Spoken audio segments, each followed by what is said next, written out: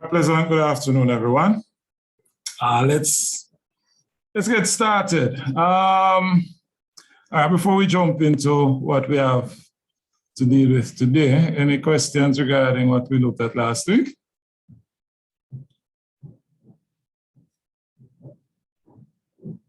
No? Are you telling me that it was crystal clear?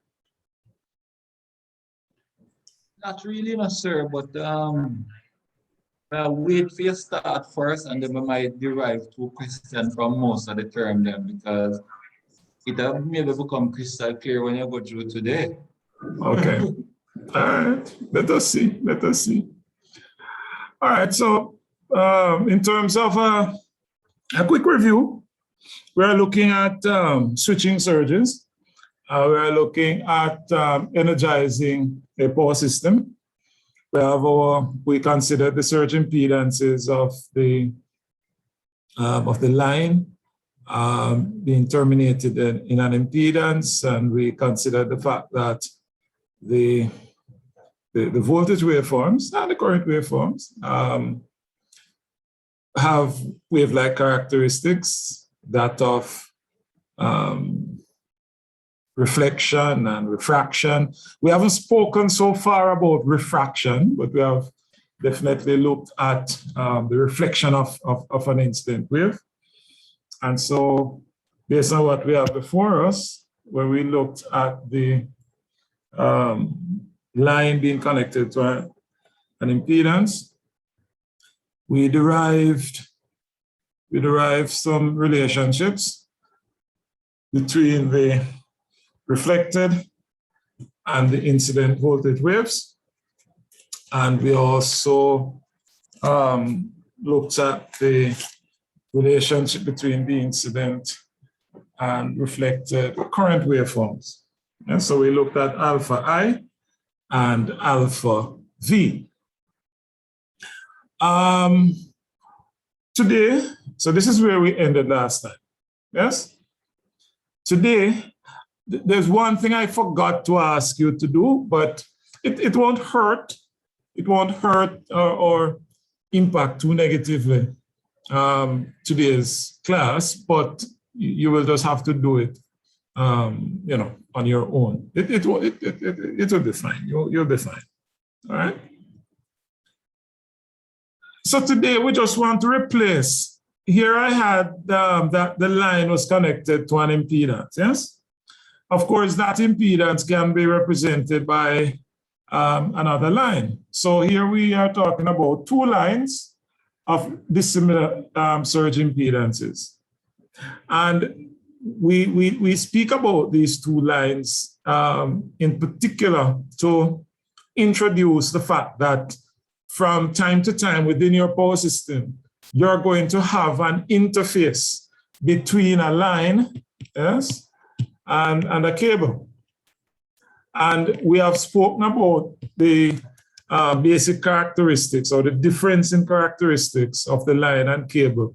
And so we would expect that the surge impedances would be different, yes? And by extension, the speed at which the voltage waveform would pass through the line will also differ from the speed with which it will pass through the cable, yes? And so based on all of those differences, we have to consider systems with dissimilar surge impedances, okay? So in terms of the analysis for the voltage and current reflections, those would not change, because all we're doing is replacing the impedance with another line, yes? And I could then add an impedance to the second line. So we have, many variations that we could look at, yes? But the analysis is what happens at what we refer to at the point of discontinuity. In other words, the point at which connection is made, all right? And since you all have gone through it, I can use, some other terms, because we are looking at transmission parameters here. We are transmitting from one line into the next. So obviously they are connected in cascade. Remember your transmission parameters, do A, B, C, D parameters. So at those points, so this is where the connections would take place, right? The cascade connections. So the output port of that connected to the input port of that, et cetera, all of that jazz. So that's where we are now. So going back to what we looked at when we spoke of the impedance connected to the line, the voltage reflection coefficient would be alpha V times VI, or the voltage reflection coefficient. What's wrong with me today? Yes, is alpha V, and that is given by Z minus Z0 over Z plus Z0. Now, just a quick, I don't really like shortcuts, but, there are some things that we can do to make life easier. If you look at the lines, when we speak of the voltage reflection coefficient, what we do is to subtract where we are coming from where we're going. So we are going into Z and we are coming from Z0. So it is Z minus Z0. That's quite simple. So it's where we are going minus where we are coming from over the sum. All right? So let's keep that in mind. Now, if you consider the voltage across Z, yes? Remember when we looked at the impedance, we're trying to generalize, that impedance was equal to the incident plus the reflected. Now I have an expression here for the reflected. So it means that the voltage across Z would be equal to this that I have in the bracket plus the incident. All right? So the voltage across the other line with surge impedance Z would be equal to V incident plus V reflected. All right? Because remember, that would have occurred at the point of discontinuity. For those who may not remember what I'm talking about, there it is. Remember that? So we are looking at the voltage at this point. So it will be V incident plus V reflected. Okay. All right, so with that reminder, we can now make some substitution. So V incident plus V reflected. As I said, it is V incident plus the expression that we just gave for the reflected voltage. And so V is equal to V incident times 2Z over Z0 plus Z.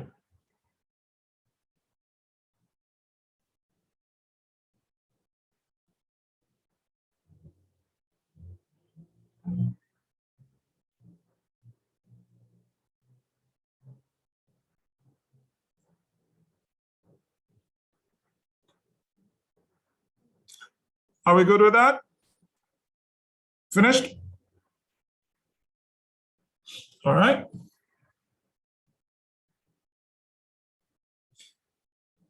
So the voltage seen across line 2, yes, as we said, that is the V in plus V reflected.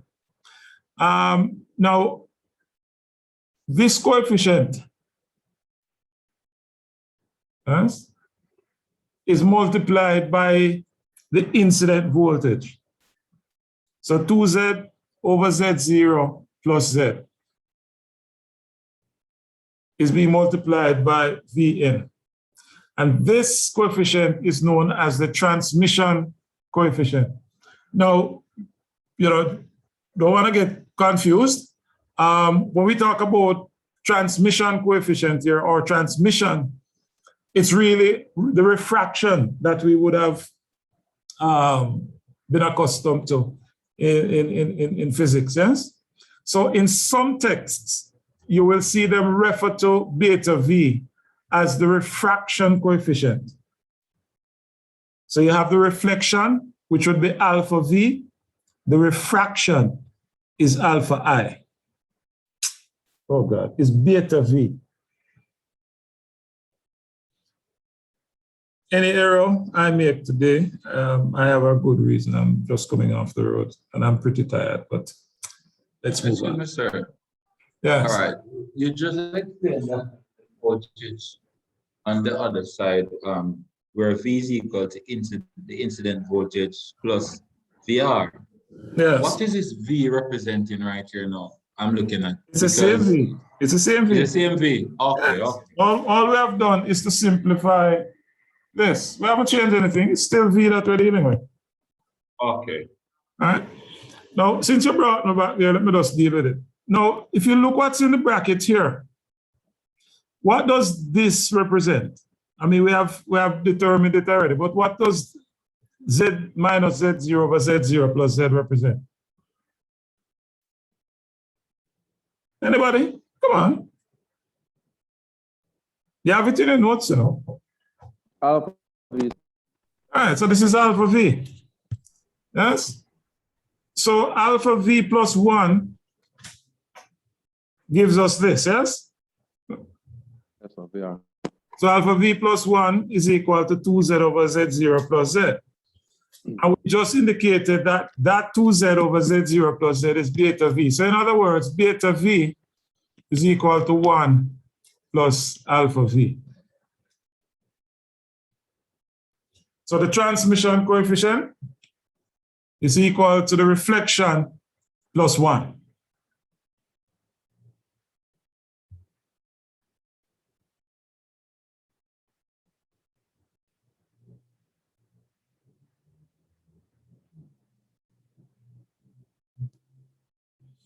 And if we consider the current, just as before, the current through Z, yes, which in terms of the analysis that we did earlier, this would have been the current through the load. Yeah? I is equal to I incident plus I reflected. We solve, or we simplify rather, make the substitution and simplify.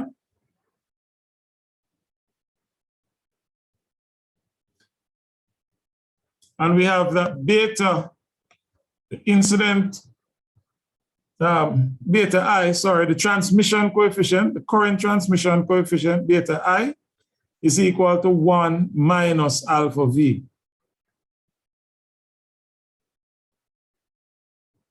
So you realize that alpha V is playing a rather prominent role, eh? So once I have calculated alpha V, I immediately can calculate beta V. I can calculate beta I.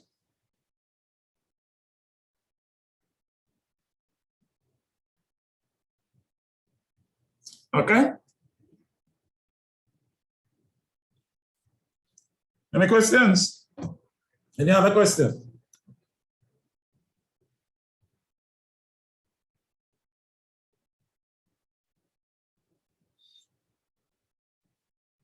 Excuse me? Can we move on? Yes, sir. So is it safe to say, sir, the same way you derive to get V, is the same formula is to get I? Again? All right. I'm asking, is it safe? And not that I'm shortcutting it, but the formula looks similar for V and I in terms of how you get I and V. But we have calculated alpha I already. Alpha I was Z0 minus Z. Yeah. All right, now let's think about it. What did I say about alpha V? What is alpha V equal to? We said it's where you're going minus where you're coming from, no? Yes, sir. So that would go up in terms of impedances. Where am I going? You're talking In terms of Z impedances. You're going to the load. So I'm going to Z. Yes, sir. Where am I coming from? The line. Z0. So it's Z minus Z0 over Z plus Z0. Plus. And this is alpha V, okay? What I'm saying to you is that once you have calculated alpha V it helps you in calculating almost everything else. Because alpha I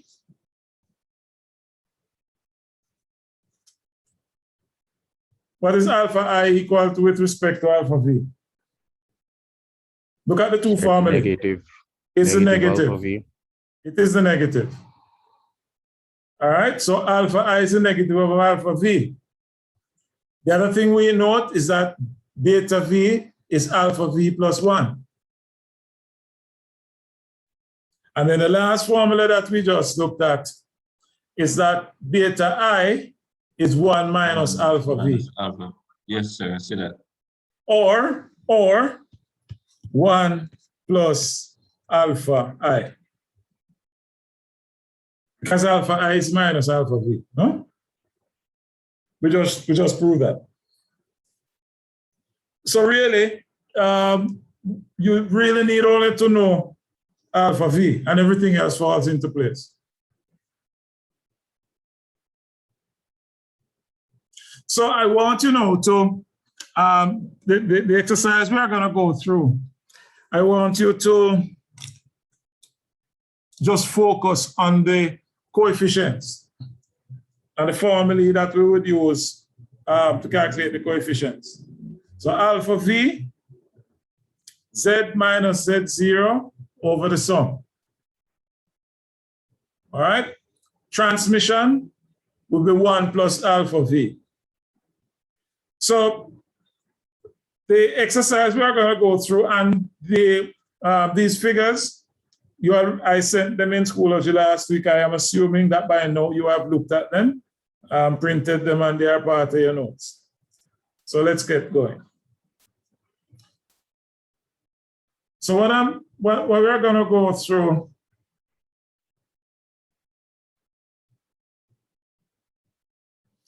what I'm going to go through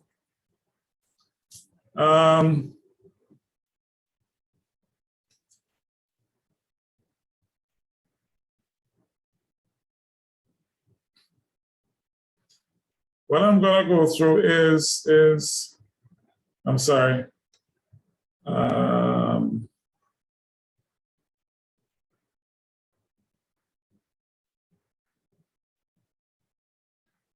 Is an exercise where we are terminating a line in an open circuit. All right? Now,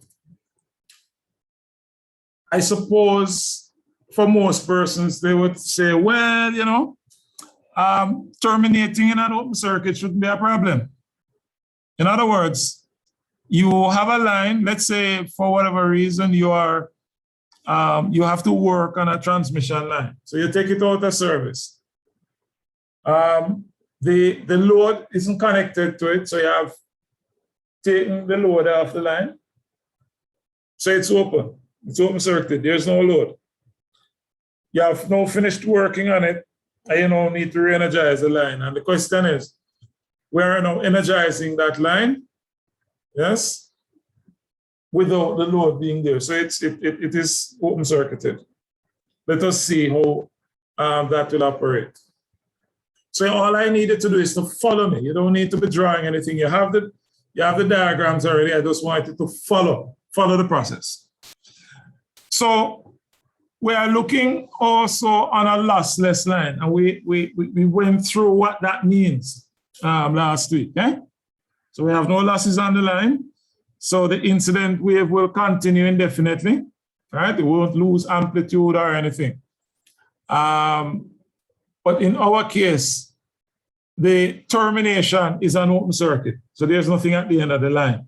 So it is finite, but it is lossless. So let's get going. So I close the circuit breaker, and V in, which is the incident voltage, yes, supply voltage, V incident, travels along the line. And based on what we looked at last week, we know that the line does not instantaneously attain the system voltage. So the line is charging. So that's why we are showing the incident voltage moving from the circuit breaker, yes, and it's charging the line. So that's what we are showing by that arrow. and it continues to charge until it now reaches the open circuit. Now, what's the impedance of an open circuit? Come on, you guys don't want to finish today. Zero. Infinity. Good. So if the line has an impedance Z, surge impedance Z, what would be the reflection coefficient? What would be the reflection coefficient when the incident wave hits the open circuit?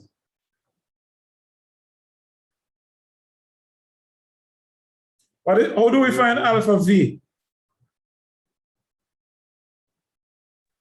So Z minus Z0, Z plus Z0. Okay, so, well, we don't have any Z0 here. So it will be the impedance of infinity of the open circuit, which is infinity, minus Z over Z plus infinity, no? What's that equal to? Come on, folks, what is that equal to? Infinity minus Z over Z plus infinity, what is that equal to? Infinity. Can't be infinity, Mr. Merchant. One. One. Sir, one. One. Yeah. Because you have infinity over infinity. Yes, One. sir. Yeah. All right. So alpha V is equal to 1.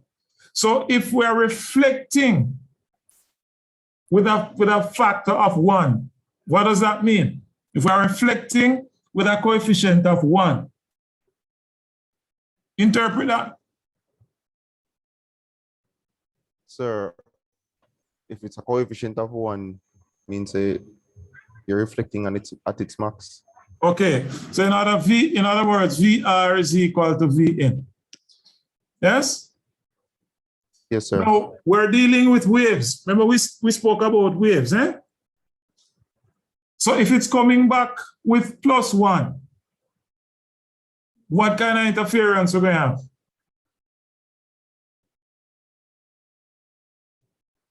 Come on, I want you to think. Constructive, sir. Constructive. So what would be the amplitude heading back? Double. Huh? Yes, Mr. Merchant? Double. Double what?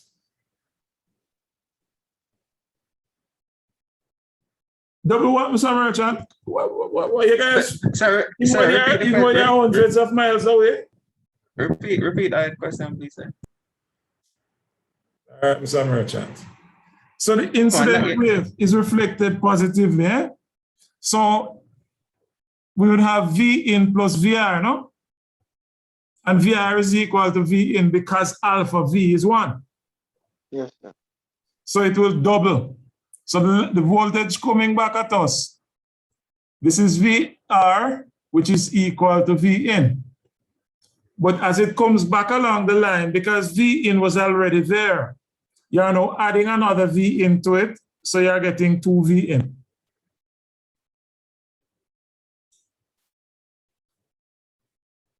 Everybody comfortable with that?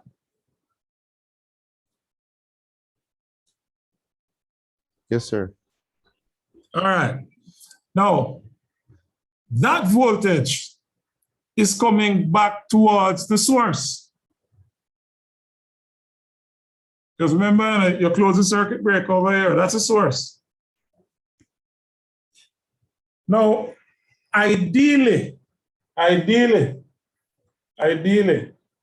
what's the internal impedance of a voltage source? What's the ideal input impedance of a voltage source? 0. Come on, folks. This is so. Huh? Yes, Mr. Grant? 0, sir. 0. All right. So if the impedance is 0, yes, if the internal impedance is 0, when this V in hits the source, what will be the reflection coefficient?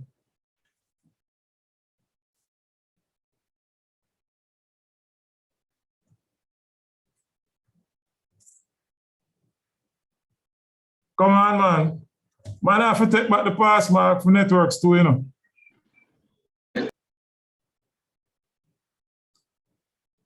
What will be the reflection coefficient when it hits the source? Remember, you know, it's a point of discontinuity. Think of physics. Whenever you're moving from one medium. Yes, Mr. Cortez? Gonna be the negative, sir.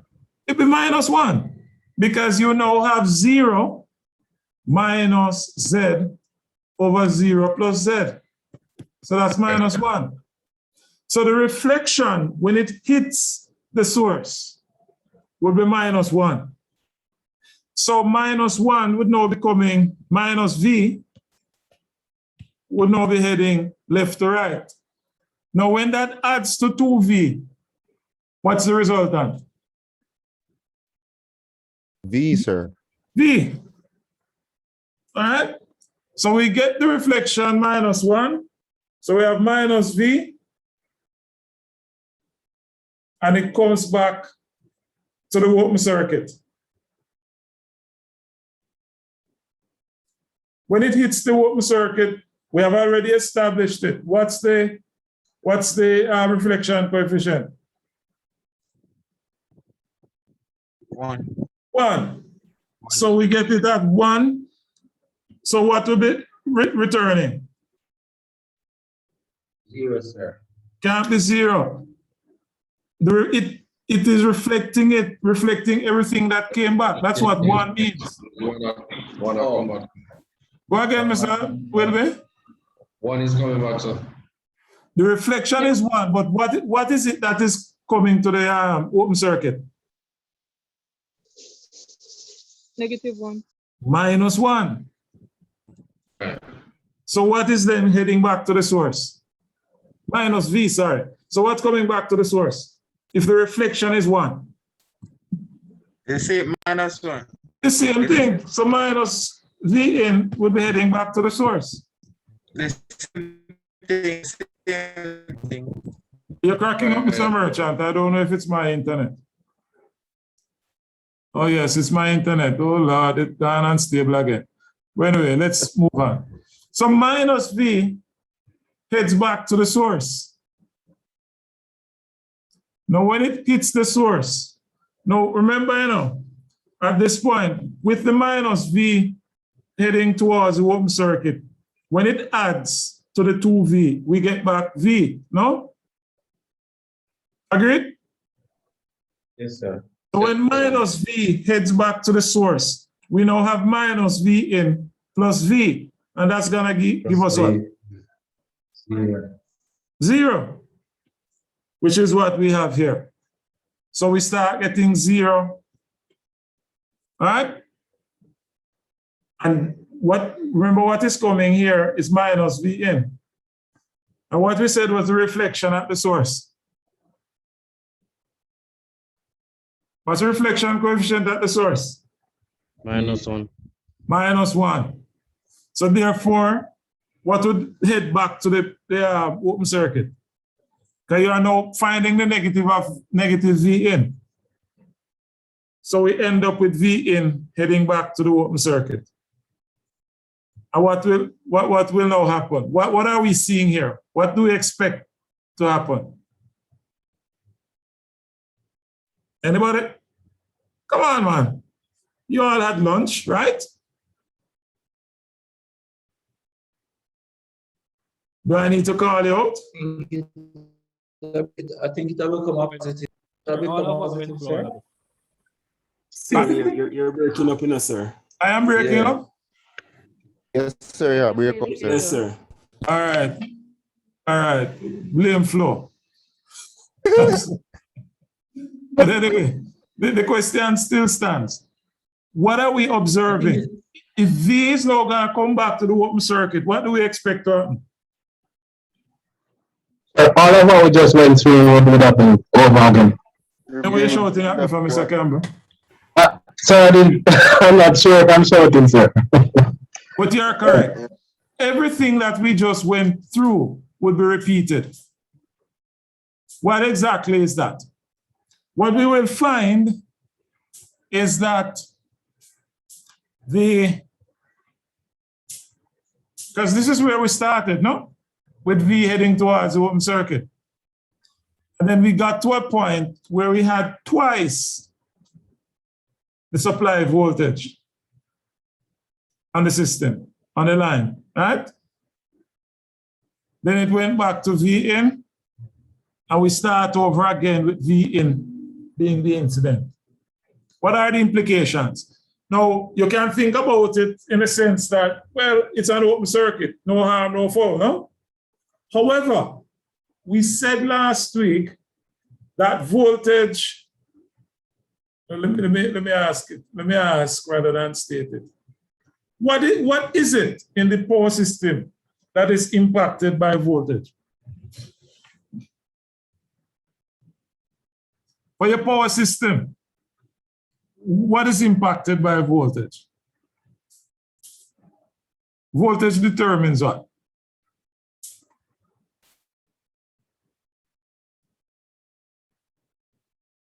Why is my internet down?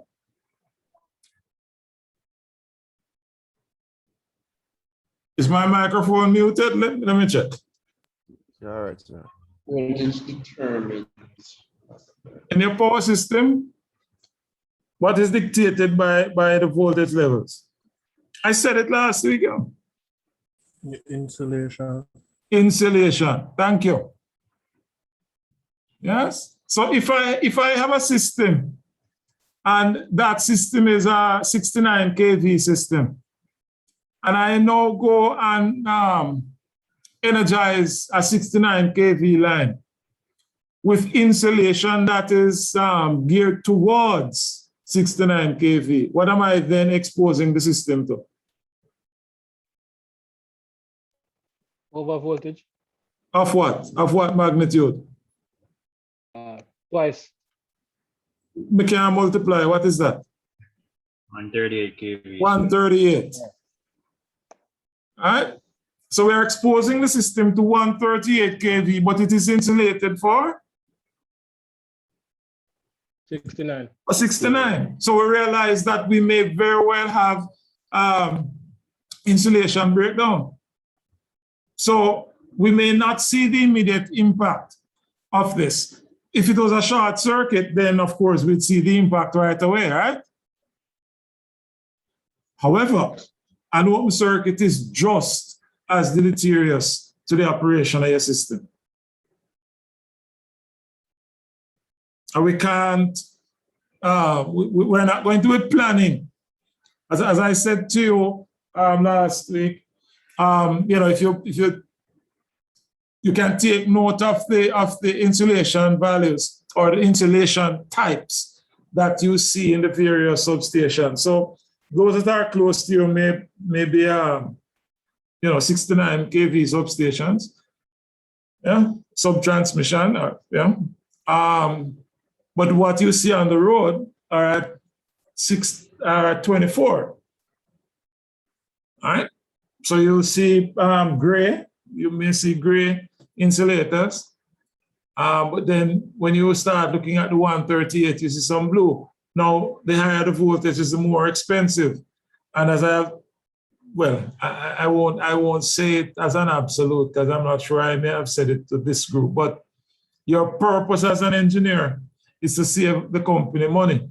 If you're not saving the company money, then you're not worth the salary that you're drawing.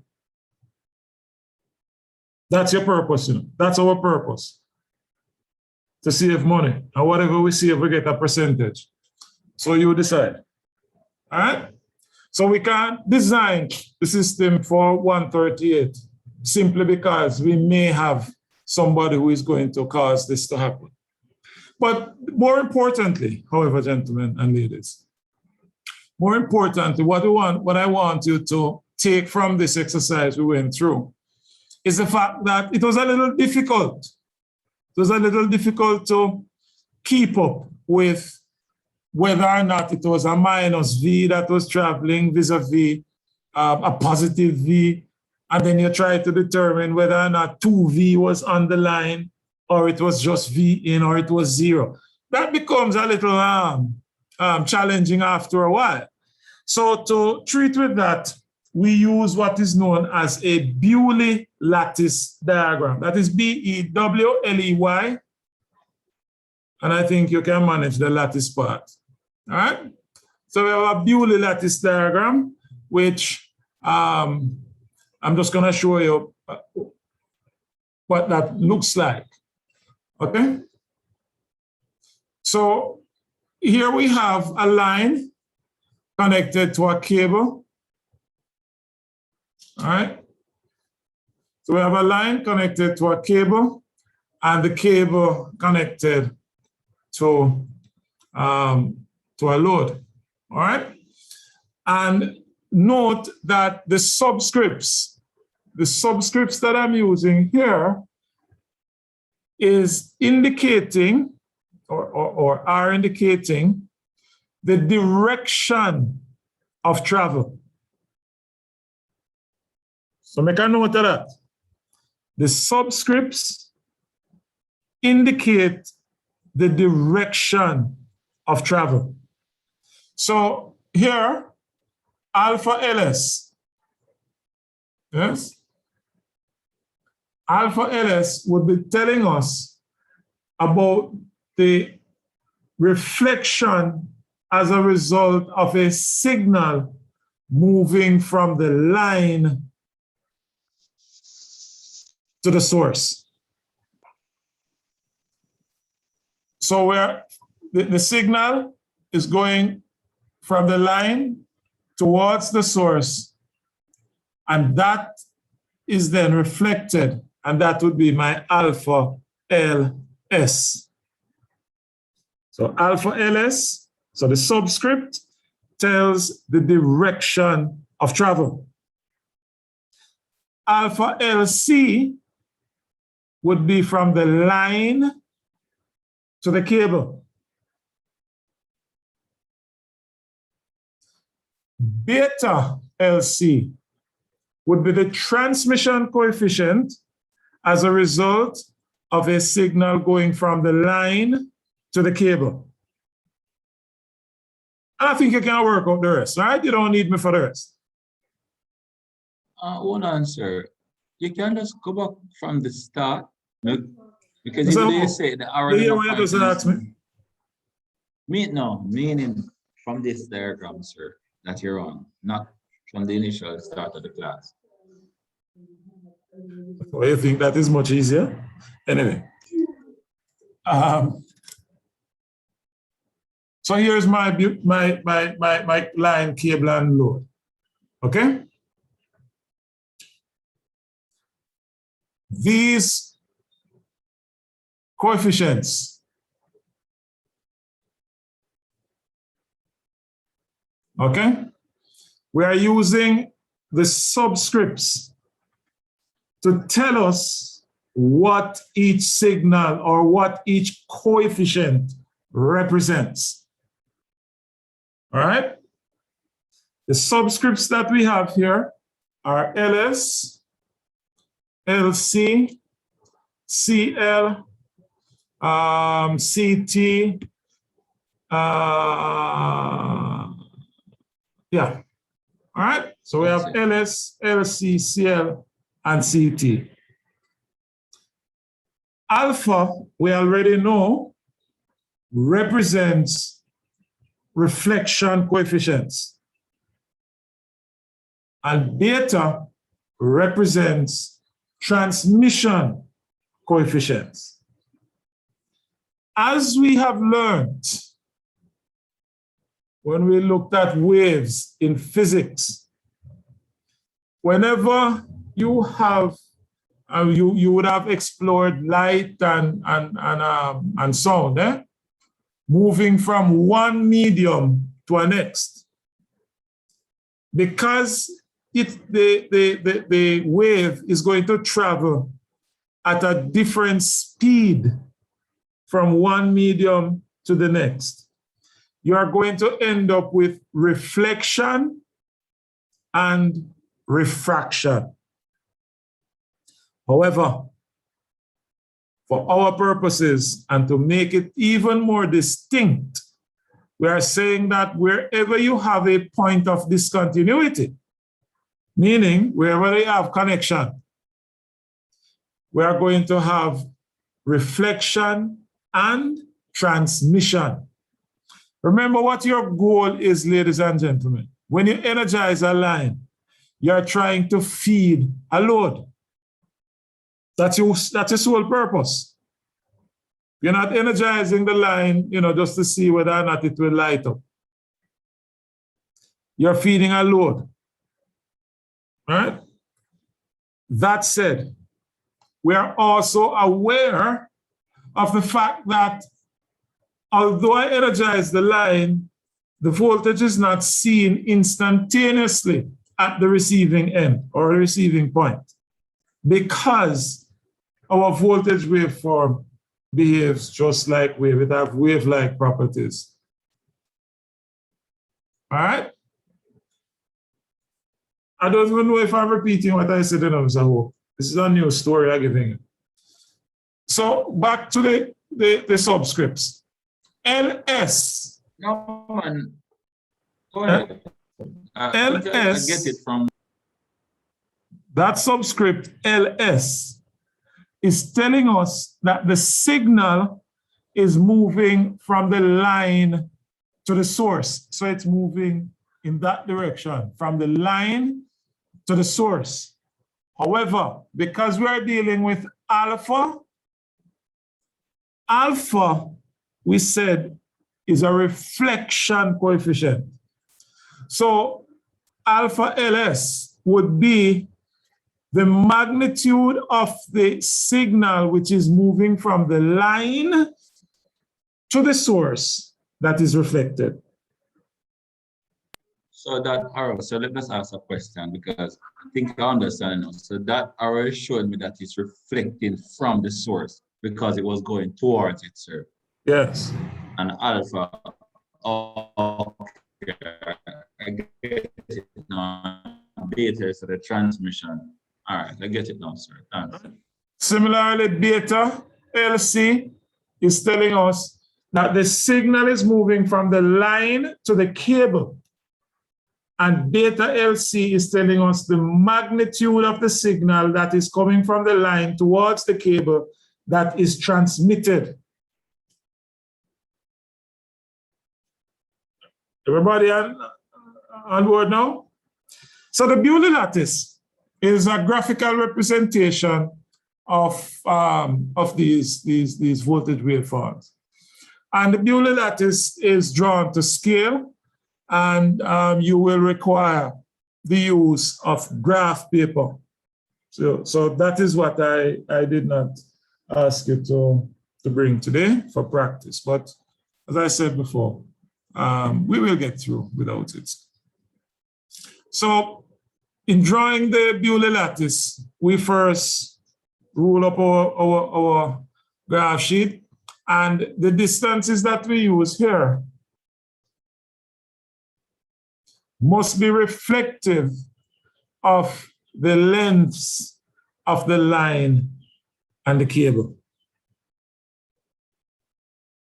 So if the cable is 40 miles and the line is 100 miles, it means that this would be 100 and that would be the 40.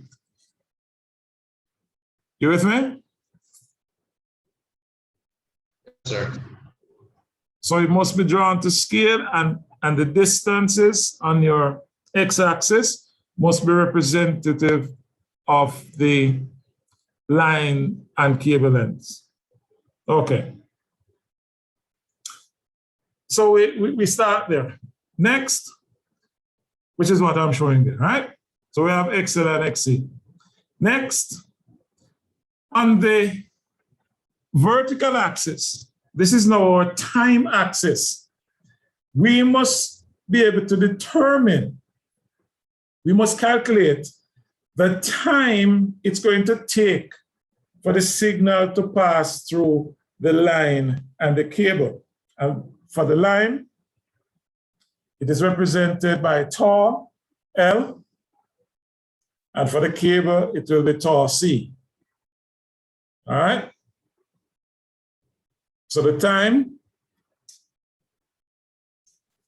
This is tau, not TC, but tau. Properly drawn. Oops. Properly drawn would look something like that. Yes, so that's tau C, and those are tau L.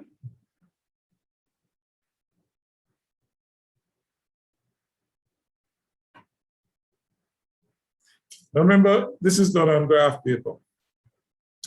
So we then, those lines I'm just putting in there to highlight what we would have seen in terms of using our graph sheet. All right? So once we have this, we're going to start with the signal going through the line because we energize the line. This is where the circuit breaker is closed. And whatever they, let me declare that for some texts, what they do is to look at the voltage division in terms of, so they use a simple voltage divider rule in terms of the, if they give the internal impedance of your source, then it would be expected that you would use the impedance of the rest of the system and do the voltage division. All right? For me, we're not worried about that. So at the breaker, we just say the voltage at the time is 1 per unit. So whatever the base voltage is, we will deal with that at the end. But we just take that as 1 per unit, all right? So I believe that even the text that you have, they do the voltage division, all right? But I'm saying to you, it's not critical. We'll just start with 1 per unit at the breaker. Okay, now, a couple of things that you must do on your building. You must label every line that you draw. So we have the propagation times, and of course I can find the propagation time because we know how to find mu. Remember we looked at mu last week, which was the speed, the propagation speed. So if I have the speed at which the voltage travels through the medium, and I have the length of the line or the length of the cable, then I can find the speed at which it goes through the cable and the speed at which it goes through the line. Once I have the speed, then I can find the time. Sure, I said something wrong there, but anyway. Now, once I have drawn the first wave, remember I said that's 1 per unit, I must indicate the direction of travel using the arrow. Now, you have the choice of using an arrowhead, but quite frankly, I prefer if you put the arrow in the body of the ray. And we put the amplitude. So you'd have V incident as the first voltage. Now, when it reaches the point of discontinuity, what do we expect? Reflection.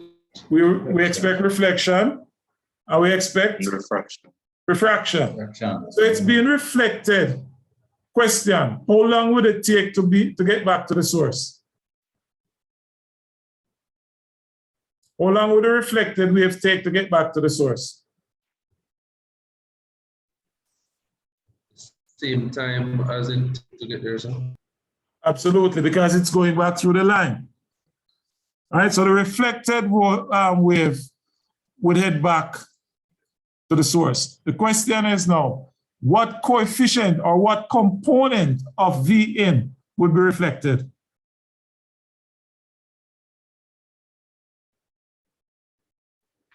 Alpha.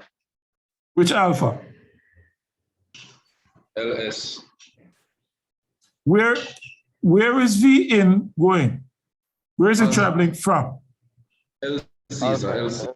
Alpha LC. LC, because it's going from the line to the cable. Right. So it's reflected by LC. So we have alpha LC times V in. That would be the magnitude of that particular waveform. And for the for the transmission, what will be the coefficient? So we also have refraction or transmission. And what will be the coefficient? Beta LC. Beta LC. Beta LC. So we have V in times beta LC. All right. Of course, alpha LC V in would also be reflected at the source. Yes? Yes, sir. So this component would then be multiplied by alpha LS. Similarly, beta VLC V in, it will be reflected and refracted. So it will be reflected, and that will be the coefficient. So it will be reflected by alpha CT, and it will be transmitted, whoops, it will be transmitted here.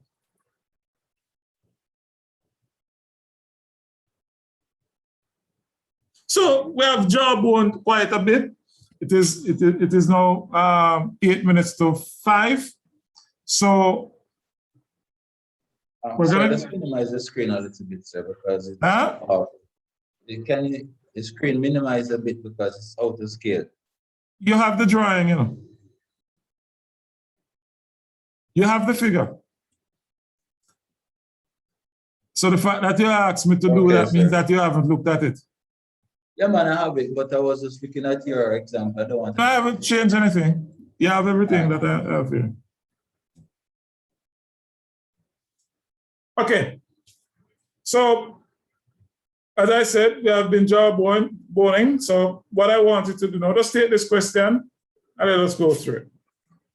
So write this down. I'm throwing you into the deep end. Yes?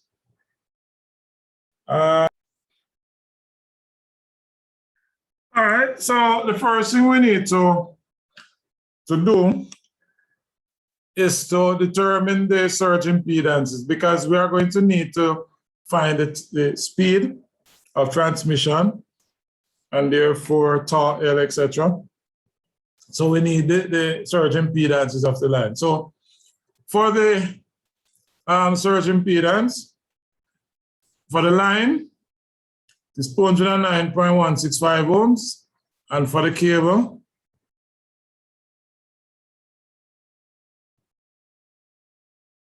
it's 50 ohms.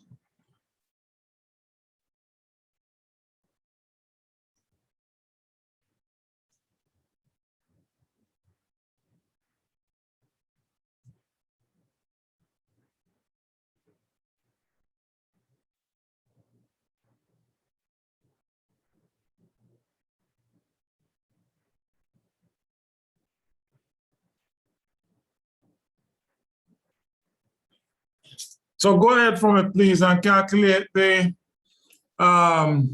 propagation speeds for the line and the cable. So calculate that for me, please.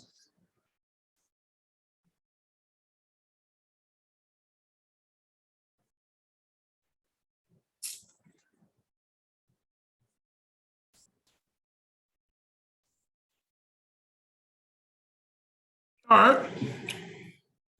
Anybody have a value from here? Yes, sir. Mm-hmm. 2.99 times 10 to the 8 meters per second. Okay, that's for Sir? that's for which? The line or the cable? The line, sir. And for the cable is 2 times 10 to the 8 meters per second. Okay, thank you, Mr. Wilby.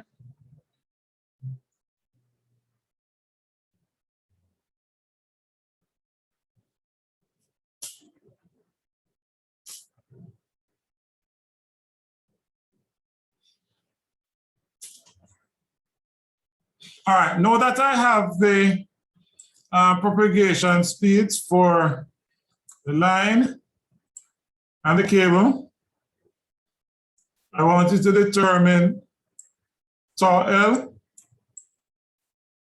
and tau C for me.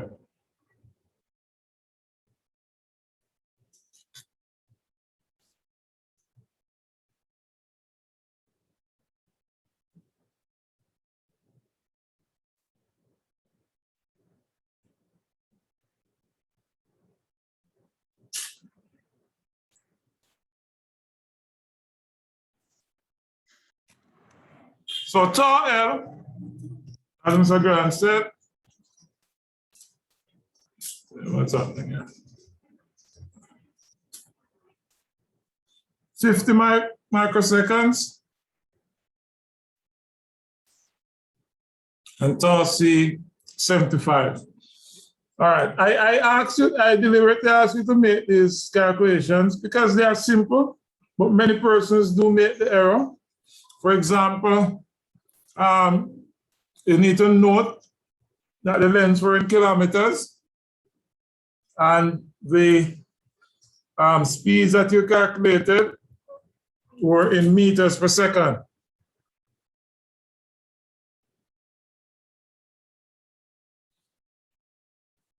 And remember, mu is in meters per second if and only if L is Henry per meter and C farad per meter. All right? Well, I'm sure you'll figure that out. We have to convert to meters. Okay? We get them in kilometers, we have to convert them to meters. Yeah. So if they are in kilometers, I give them in kilometers. Okay, when I have them here in pico and micro, you need to convert them to meter, farad per meter, and Henry per meter. All right? And of course, your length would be in meters. So these are just the little things that you need to look out for.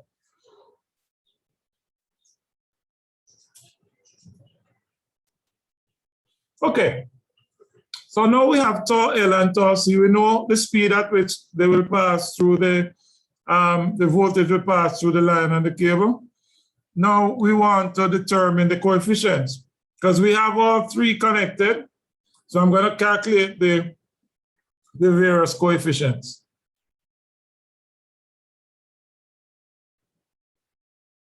So for the line to the cable, and note I'm giving you direction. So line to cable is cable minus line over cable plus line.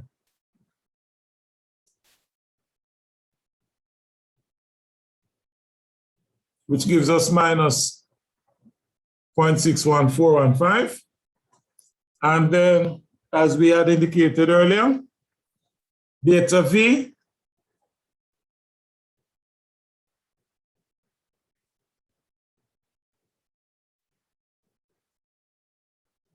is equal to alpha V plus 1. So I just add 1 to this. We get 0.3858585.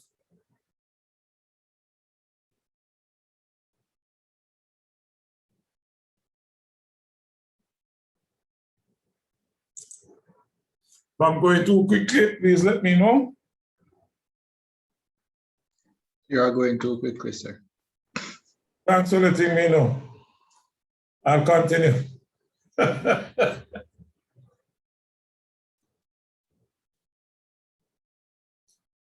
you calculated these already, Mr. Grant? Well, you just gave me the times, right?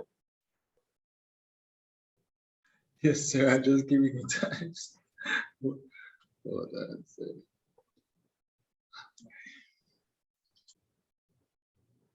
So remember, LC is where I'm going, so it will be ZC minus where I'm coming from, which would be ZL. It can't be simpler than that.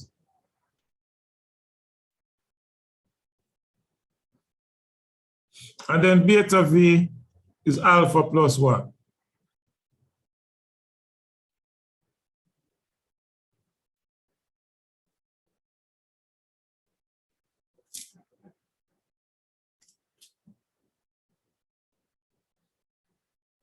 And then we're also doing it for the cable to the line.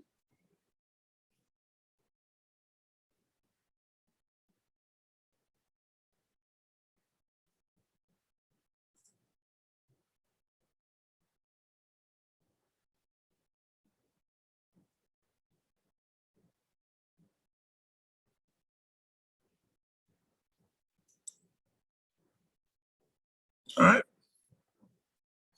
And finally, well, not finally, but we also find cable to line. So it's L minus C, and then beta V, alpha V plus 1.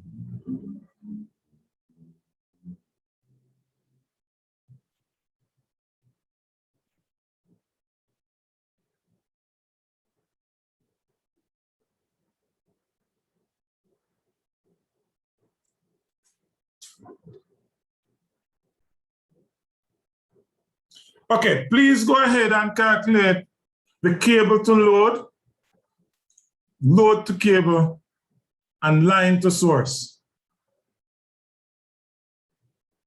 And I want the reflection and the transmission. All right, so, wow, it's 5:14. So I give 5 minutes. So I want cable to load, load to cable, and line to source.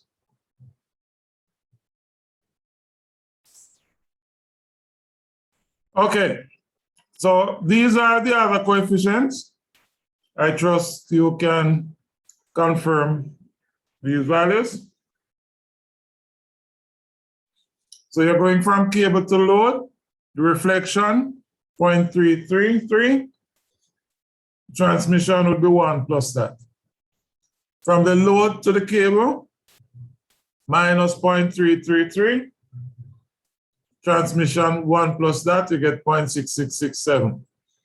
Line to source, we have minus 1, and the assumption here is that it's an ideal source, and in this case would be an infinite bus, yeah? So the internal impedance is 0, and so the reflection would be minus 1.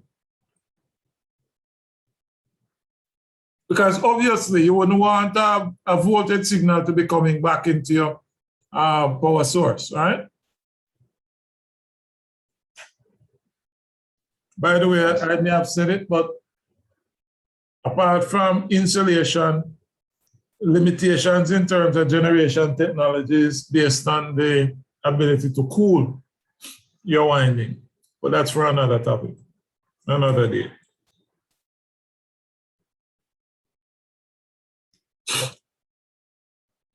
So, students, we have all our coefficients. We have our propagation times. We have our cable and line lengths. We can now draw our Bewley lattice, and from the Bewley lattice, answer the question that was asked. Okay? So let's go. Get your paper ready. Of course, I'm going to encourage you to redo this using your graph paper. Yes?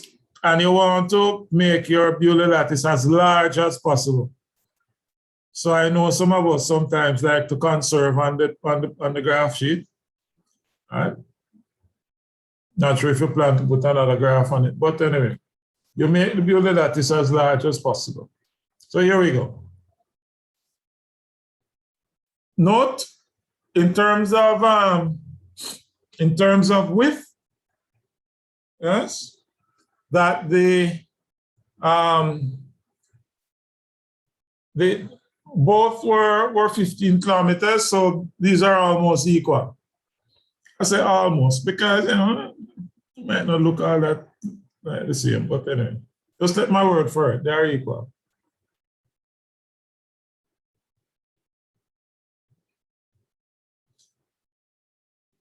Again, we want to make our Bewley lattice as large as possible, so I want to get as much time spots as possible. Yeah. So I graduate in 25 microseconds.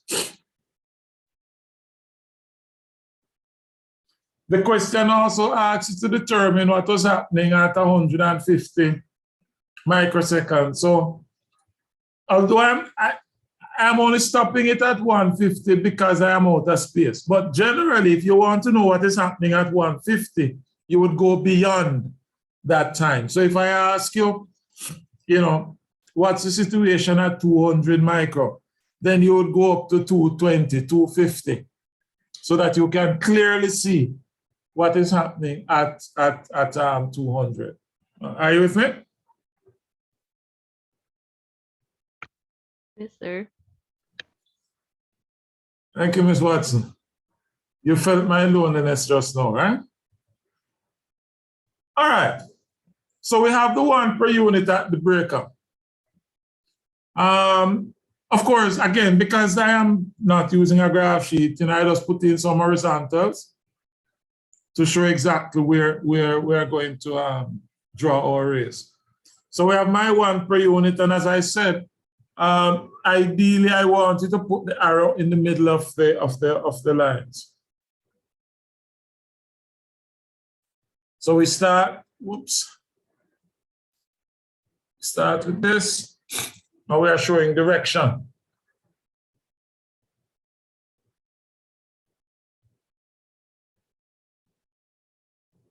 So I know that I'm going from the line to the cable, and for the line to the cable, at the point of discontinuity, I'm gonna have reflection, I'm gonna have refraction. What's the reflection coefficient?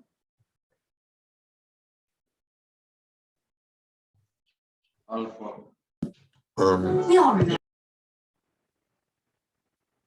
What's the magnitude of the reflection? Same one, sir. Huh? On beam, same, oh, sorry. Negative 0.61415. Okay, so it's minus 0.614, sorry. All right, so that's the reflection, and it is reflected with the same time. Yes?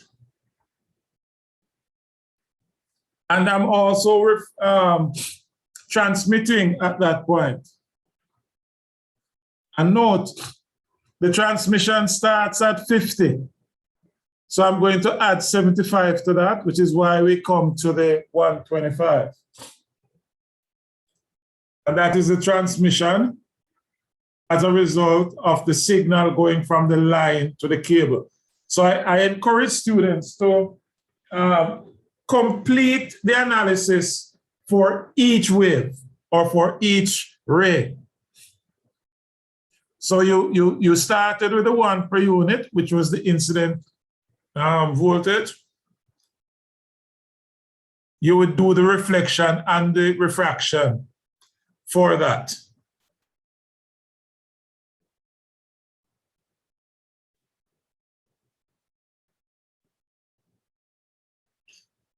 And then we know, based on what we have over here, we're going to be reflecting. And the reflection coefficient there is -1. So we'll now get 0.6145. 415.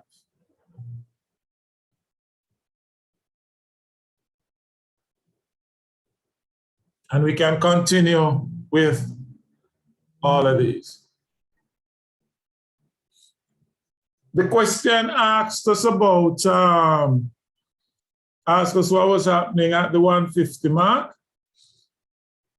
This one is quite clear because, and we wanted it, let me see, let me just double check here. Oh, you're asked to draw it for 150. Okay, good. We don't have to worry too much about that. So you're asked to draw it up to 150, so we're good, eh? Of course, you would have had reflection through the cable, right? So you'd have reflection coming this way. And this signal from the cable, which is transmitted through the cable, would also be transmitted to the load. So we'd have those rays.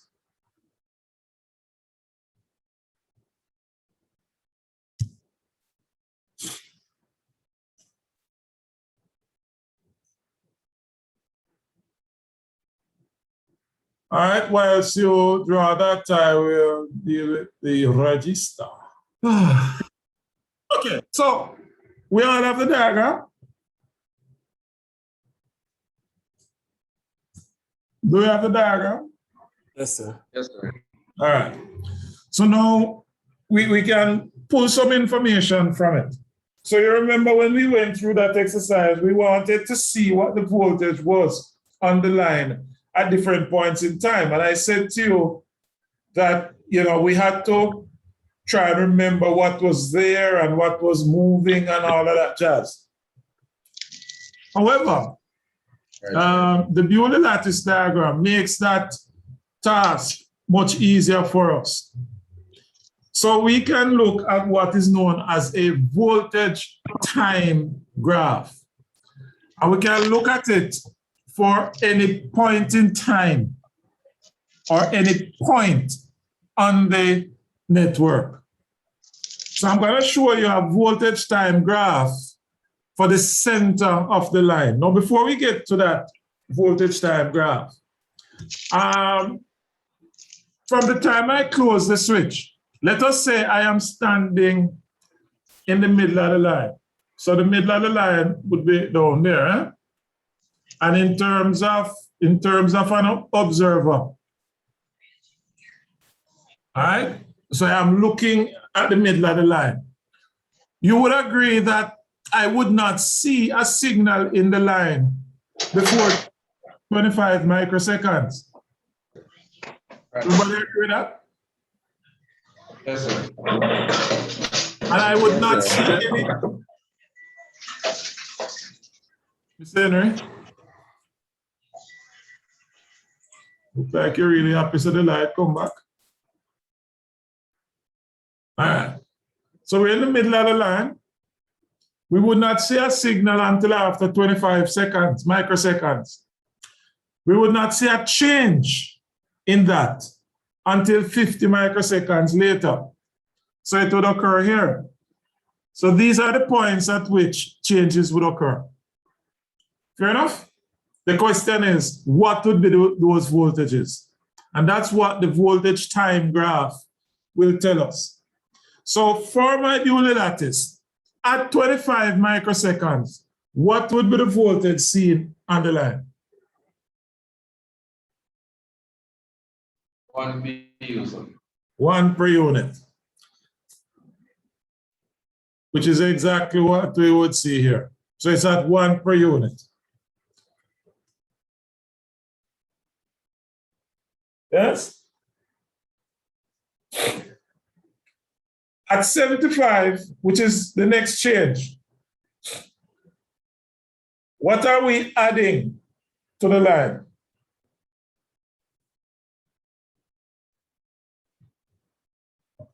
What am I adding to the line? Reflection, sir. And the reflection is what? Negative 0.614. So if I add that, I then drop down to the 0.38585. Right, sir. And then the next time I see a change in the line would be 50 microseconds later, where I would add what is being reflected from the source, which will be the 0.6. So I go back up to 1 per unit. All right. What I can say to you, yes, Ms. Munda? Oh no, sir, it was an accident, sorry. So what I can say to you, and you possibly can pick it up from where we are going here, is that if you continue to observe the middle of the line, next time around, it's going to drop a little less. And then it will go back up to 1. Drop a little less, go back up to 1. A little less, go back up to 1. So what is it that is happening? Approaching steady state. It's approaching unity. It's approaching 1. So over time, it will then have the full voltage across it. But that will not happen instantaneously. And that's what this whole transient thing is all about. So if I were to ask you what was happening at the intersection or at the point of connection between the line and the cable, you would go there And in this instance, the first signal you would see at that point was when the voltage for the line would hit that point of discontinuity. But you will also be adding the transmission and the reflection coefficients. Or, yes? So I'll come back to this, don't worry. So you add all three. And all three added would give you the voltage at that intersection. You will not see another, so that would occur at 50 microseconds. You would not see another change until another 100 microseconds later. And that would be reflected on the voltage time graph. All right, so that's your voltage, this is your voltage time graph for the given network. Any questions?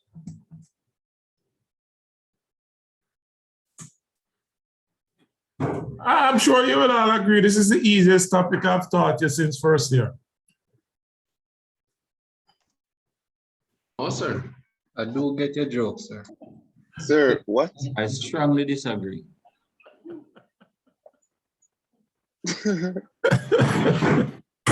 Well, it was worth a try. Maybe a few more going through, like in terms of. I assure you, this is the only question people get 25 marks for you. I'm telling you, it's the easiest one. All right. So just to make sure that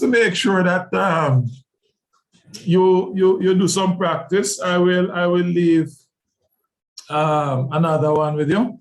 This one I want you to know, put on graph sheet. Yes, it must be neat. The things that we look for when you're drawing a Bewley lattice, it must be properly labeled. In terms of the scale, it must be reflective of the scale in terms of the length of the line, yes? Length of the line and cable or whatever else I have connected, okay?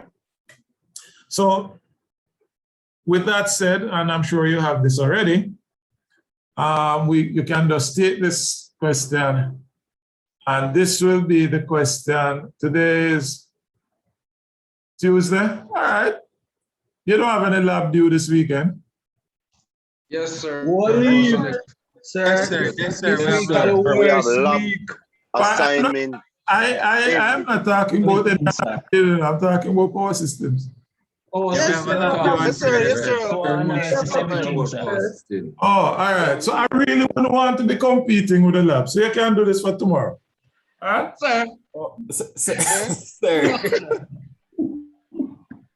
Sir. Sir, no. That can't work, sir. Sure. Okay, all right. All right. Sir, we are beg you, please, sir.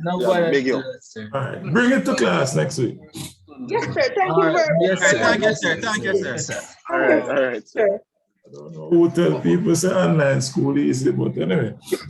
So bring it to school next.